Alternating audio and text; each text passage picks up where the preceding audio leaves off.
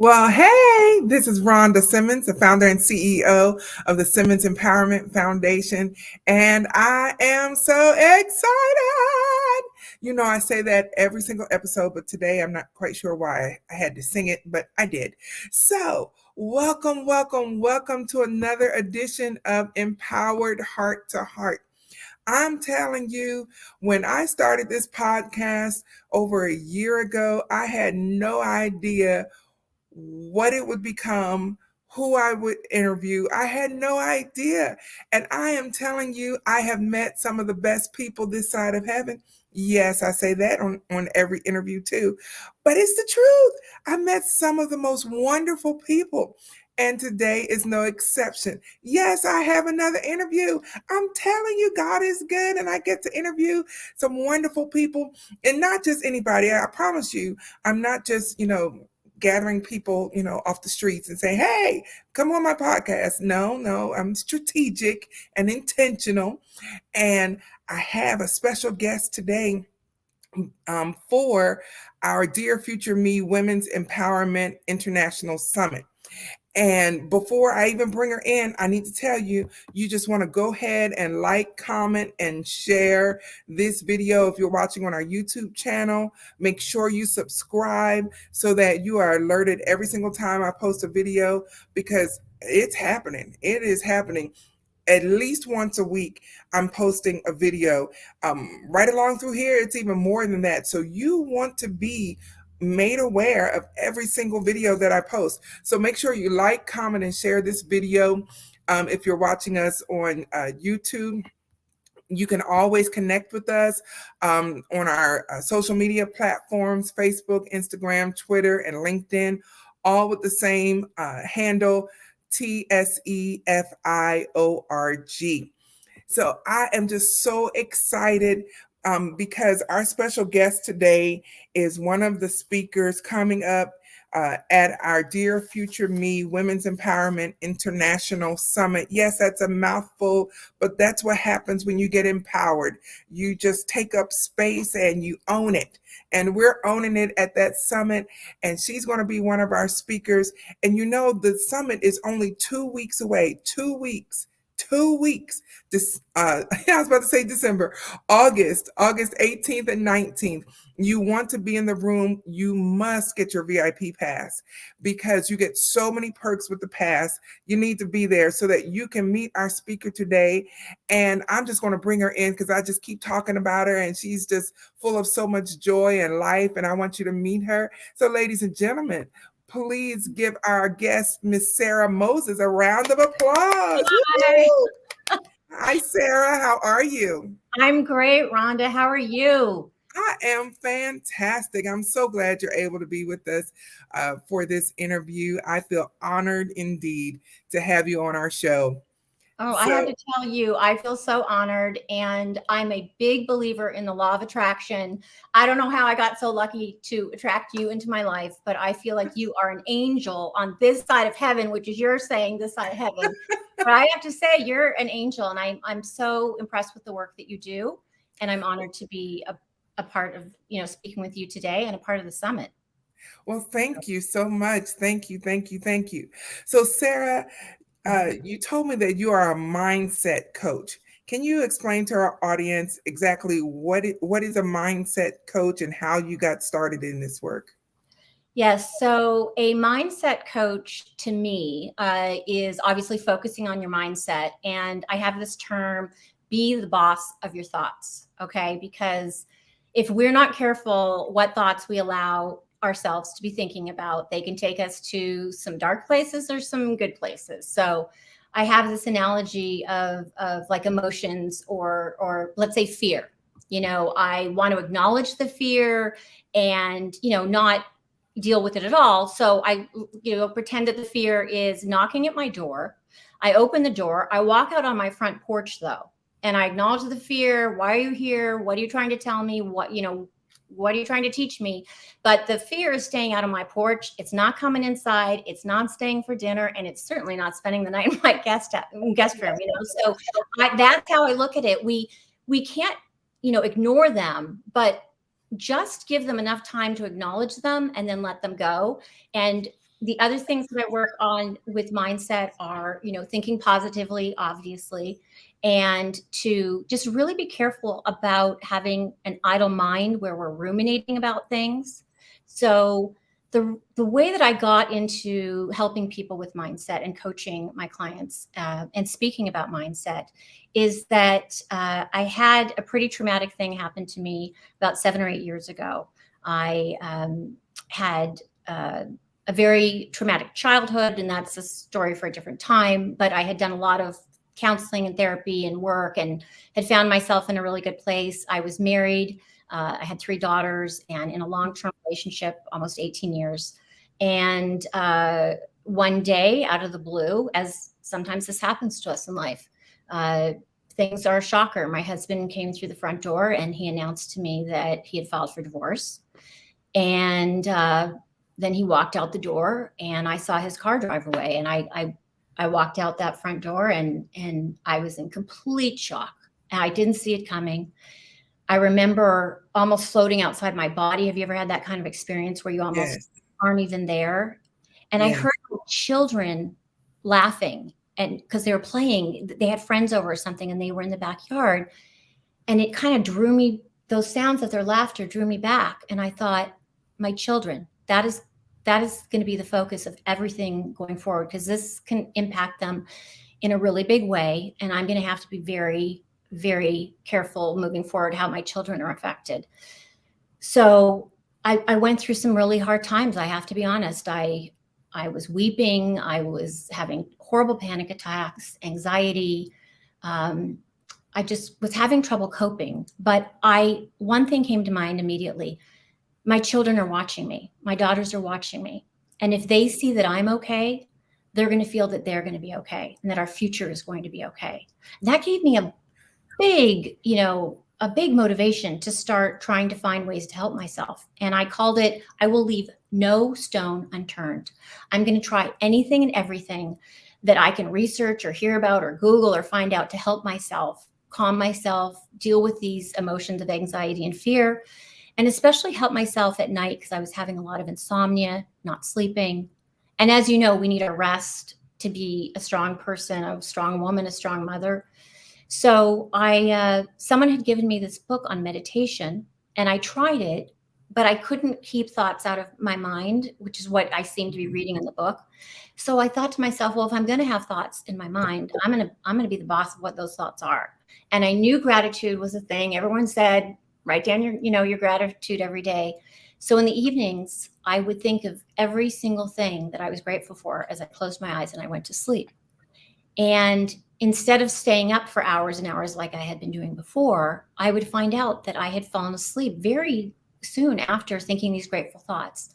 They could be very simple, as much as that my legs worked and that I could, walk with my children on a hike, that I had eyesight, that I could see them in their play at school and see their artwork on the wall, that we had hot water, that some other countries don't have the things that we do. And they could be as simple as that, but they calmed me and helped me fall asleep. And I realized right then that I was onto something about really being the boss of what I allowed my thoughts to be. Wow. Sarah, what an amazing backstory.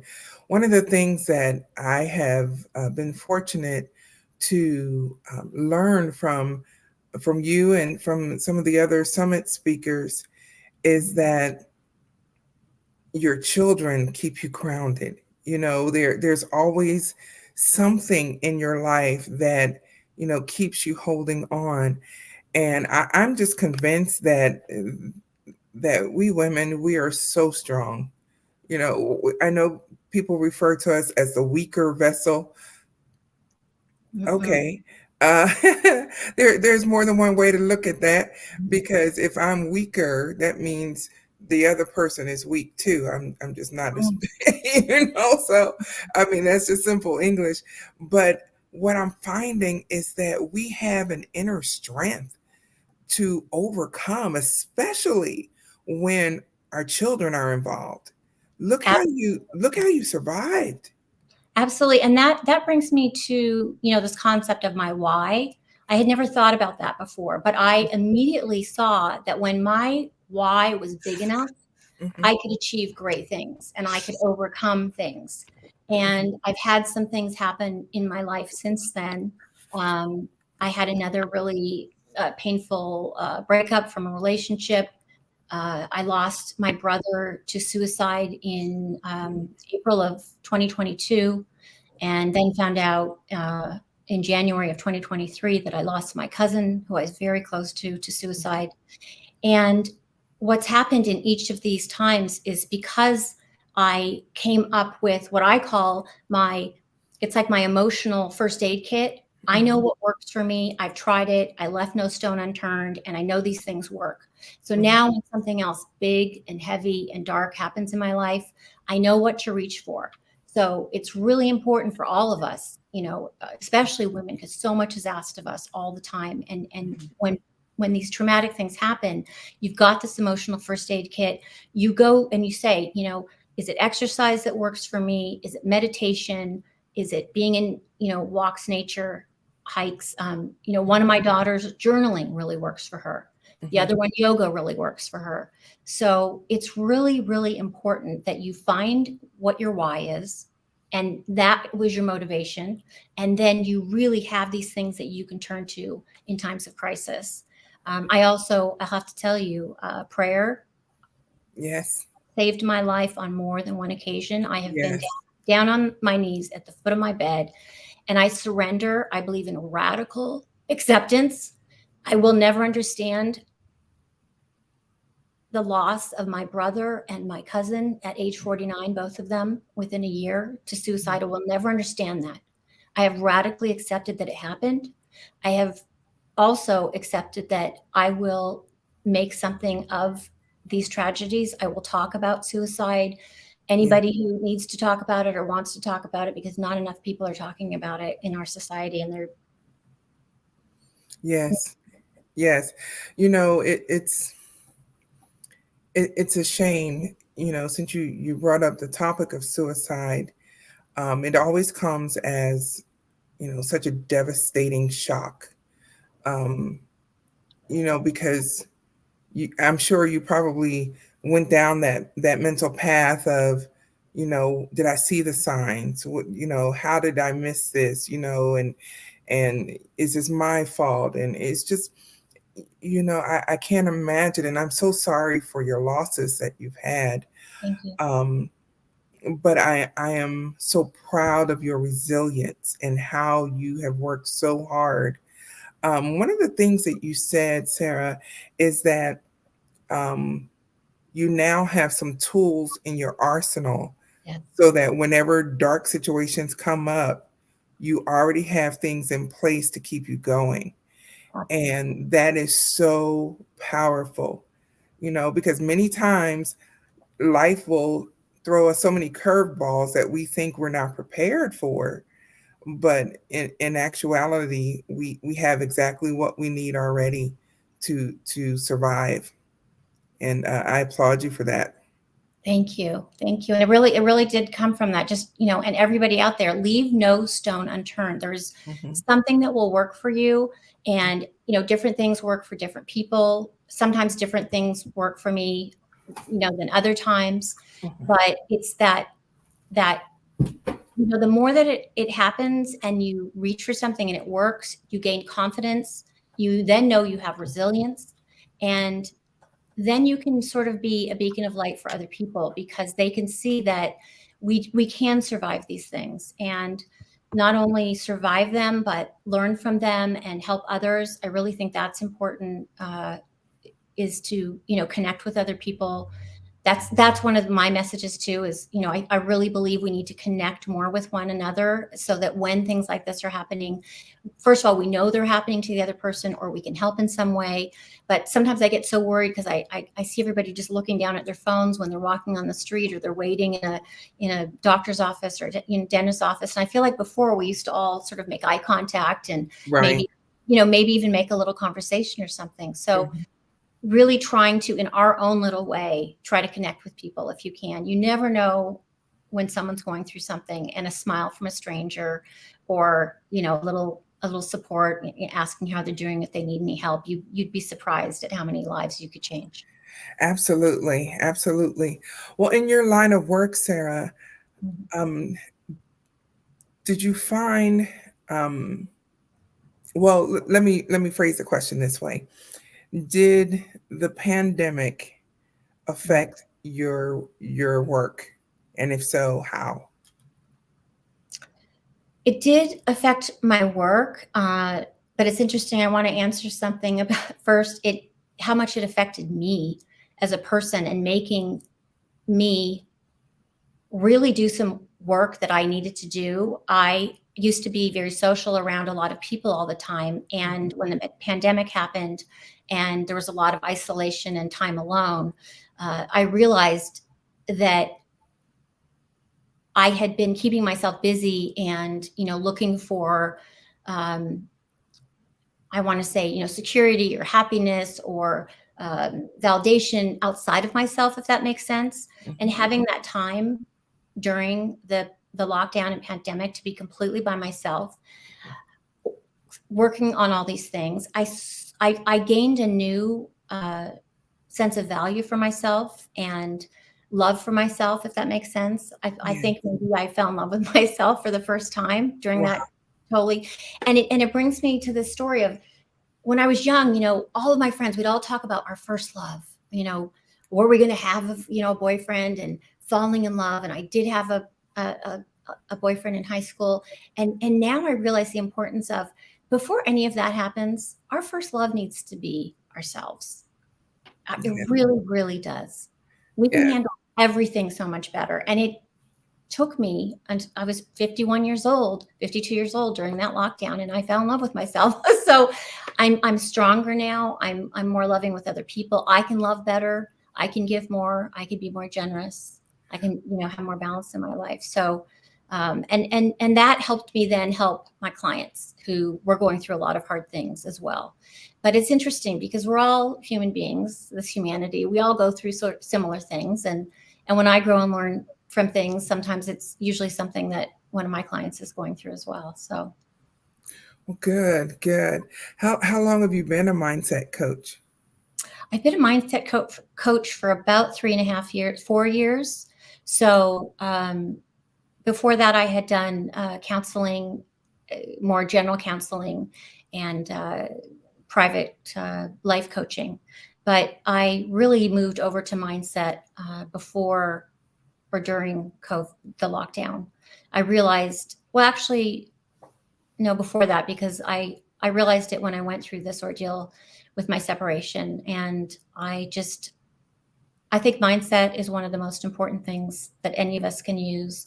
You know, uh, I think also that we have to understand that we are all energy and we are attracting certain things, the law of attraction. So if you are thinking about things or you're thinking about negative things or you're thinking scarcity, that's what's going to come to you. I firmly believe that. Absolutely Yes. believe that. Yes. I believe that our minds can do very, very powerful things.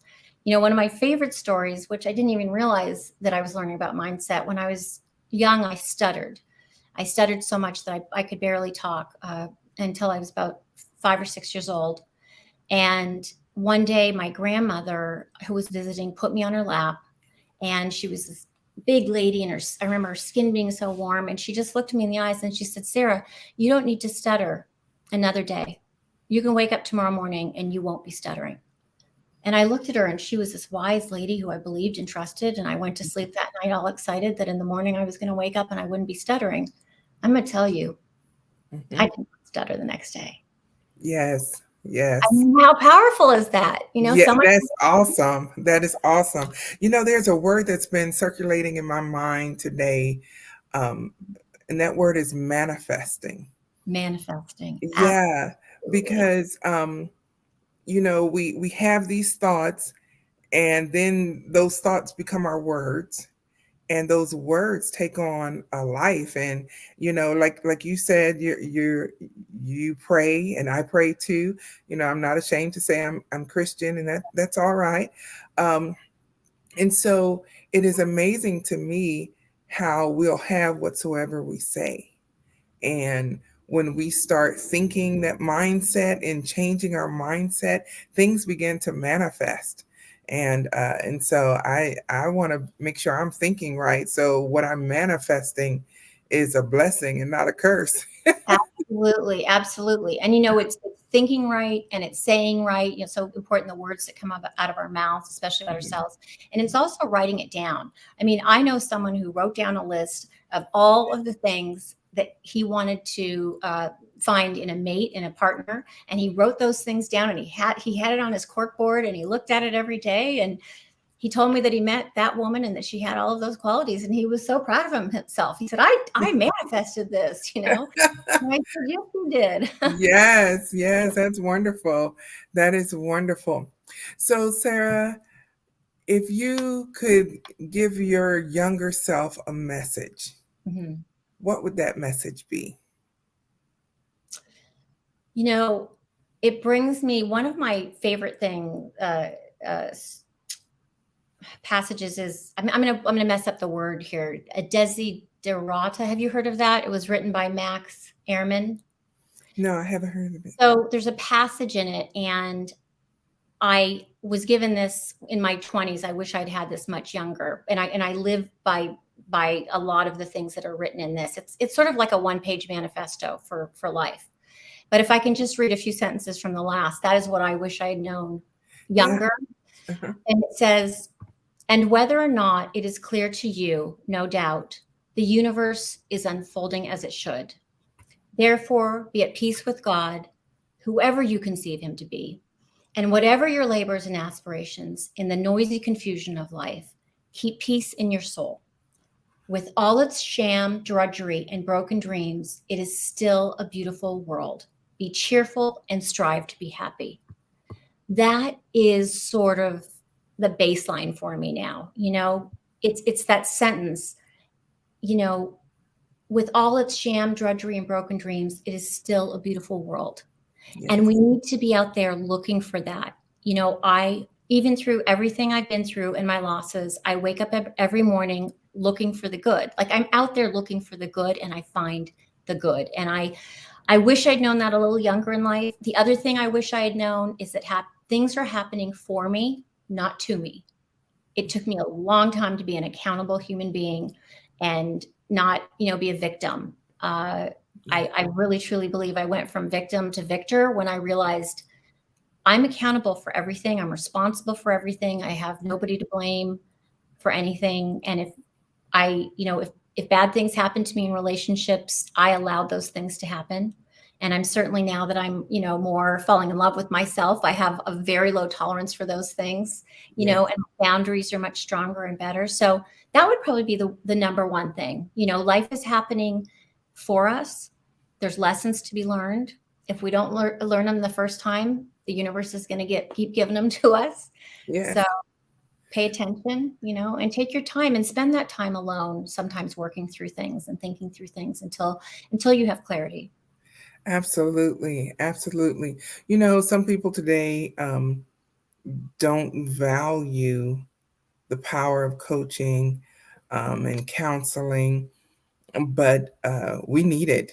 We need to have someone to talk to, um, because you bring a different perspective.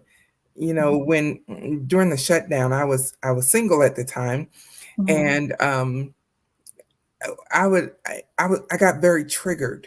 I got very, very triggered. Mhm. Being in the house, I'd like to say the silence was deafening. It Yes. really was. And I'm like, okay, I need human connection. I need to talk to somebody. And so I encourage anyone who's listening or watching, if you need a coach, it's okay. It's not a bad thing. It Mhm. is not a bad thing at all. And now, Sarah, the service that you offer, is it in person or virtual, or a hybrid version? It depends, yeah, where somebody lives. I do a lot of virtual Mhm. one-on-one coaching, and I do in person if people live in or near Santa Barbara or Los Angeles area of California. But a lot of work with people virtually. And I loved what you said about, it's not only okay to have a life coach or to work with a coach or a mentor. I think it's really means that you are really striving for a conscious life. You're not just letting life happen to you. You are finding someone who's doing what you want to do or who can help you do what you want to do. Someone who can help you get from here to there. And if you knew how to do it, you would have done it already yourself. And there's a reason that, great athletes have coaches. The best basketball player in the world has a coach. The best, most successful business people in the world have coaches. They have business mentors. Everybody works with someone who's doing what they want to do at a different level. And I think it's so incredible that you brought that up. And I think when you go and work with a life coach or you talk to a counselor in times when you're feeling like you might need someone to talk to, they make you stronger, more confident, give you more self-esteem to handle these issues on your own in the future. Or you have someone to reach out to who you've already worked up this nice rapport, they know you already, and you can just check in with them from time to time when you're going through something difficult. Yes, yes, absolutely. So, Sarah, you are one of our wonderful speakers for our upcoming Dear Future Me Women's Empowerment International Summit. And for those who may not have heard about the summit, we have 18 speakers over the course of 2 days from all over the world, not just the United States. We've got Canada, Costa Rica, Barbados, Slovenia. Yes, Wow. we've got speakers all over. And so I am super excited, Sarah, that you are one of them. And our guests will probably want to know, what can they expect from you um, at the summit? Don't give it all away. Just give us a little taste of what we can look forward to. Yes, yes. Well, and I have to tell you, I'm so impressed with all the other women who are coming. I've been listening to them on your podcast. There's some amazing women. It's going to be an incredible group. You have manifested and brought together an incredibly wonderful and varied group of people talking about things. I will be talking more about some helpful ways to overcome trauma and deal with, big stressors in your life and big traumatic events. But also, I will be talking about how to move forward past that once you've overcome it, because it's really, really important that you overcome the trauma, but then you're looking to the future and you have hope, that Yes. you have something to look forward to and you're working towards that. That's really important. And I will be helping with things like confidence and overcoming fear, because I think fear is something that holds a lot of us back. Um, Yes. so, definitely those themes, and, leading you down that path. Yes, this traumatic thing happened, this dark thing happened. I'm stronger now for it. I've learned from it. I now know how to handle heavy things in the future when they happen. And now, what is my next big adventure? I'm really about that, looking towards the future for hope and positive things, and looking for the positive things and finding them every day. Yes, absolutely. I refuse to believe that this is all there is. There's got to be more, and you have to have a vision, a mindset, a Mhm. mental picture Yes, of yourself in the future, who you want to be. And that's why I call the summit Dear Future Me, because I yes, don't want to dwell on where I am. I know all about this yes, territory. that's true.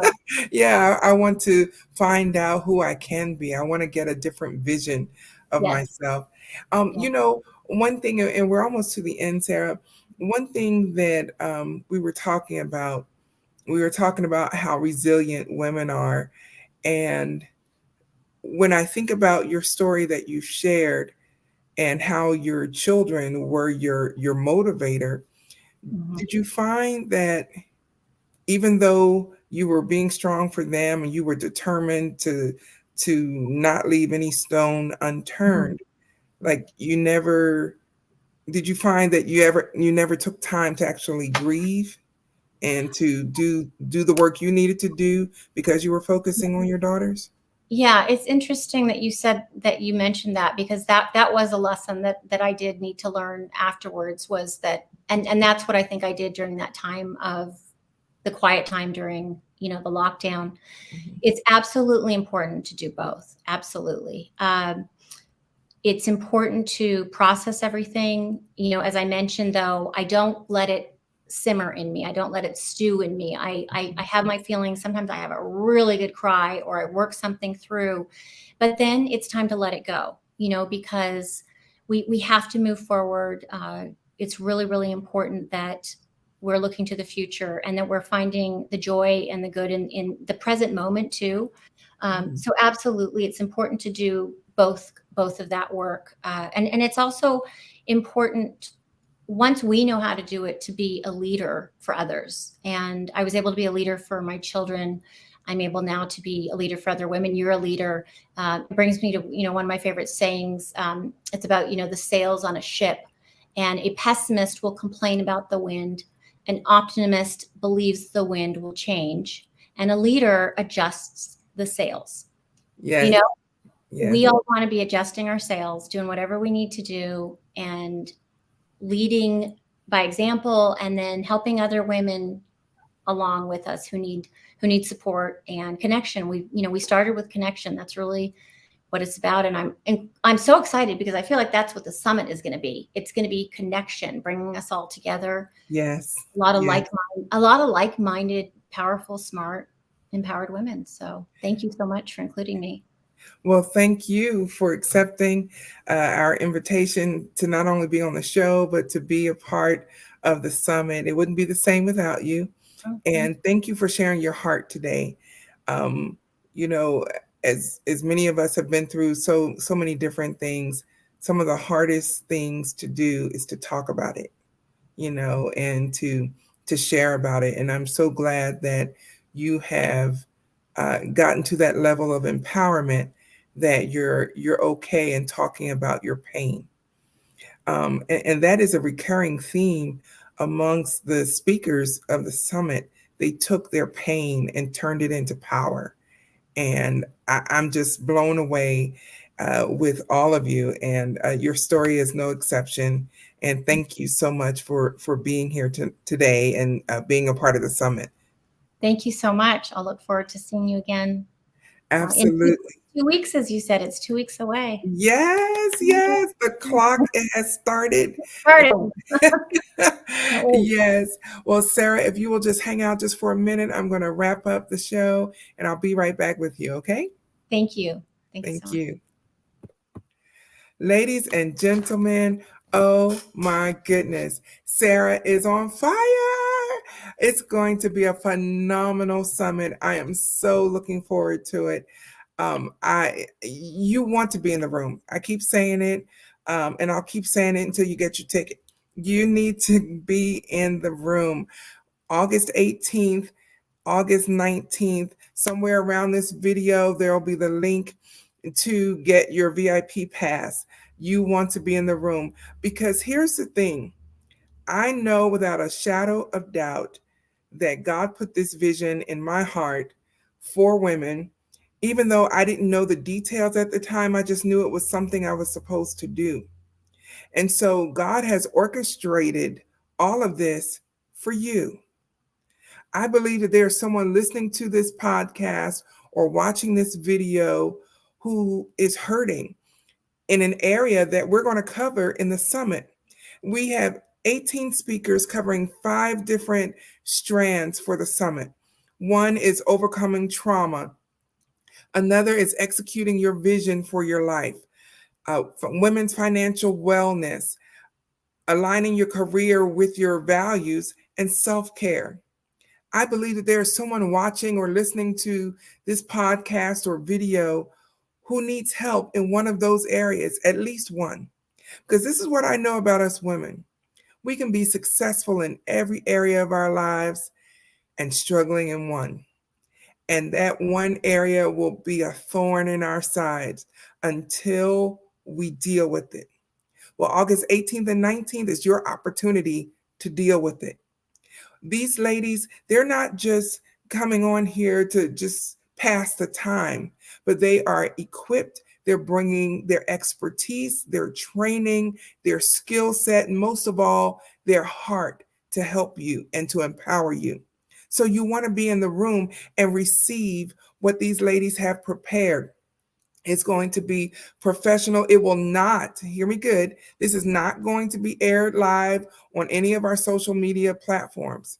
The only way to be in the room is you have to register, and that's when you'll get the Zoom information. And so don't think that you can just sit back and wait until it shows up on Facebook, because it's not ever. Nope, it's not. And so you want to make sure that you register so that you will have access to this summit. So, what are you going to do? This is your call to action. Click the link below, make sure you register, get your VIP pass, and we'll see you in 2 weeks. So, until the next time, be blessed, be encouraged, but most of all, be empowered. And I'll see you at the summit.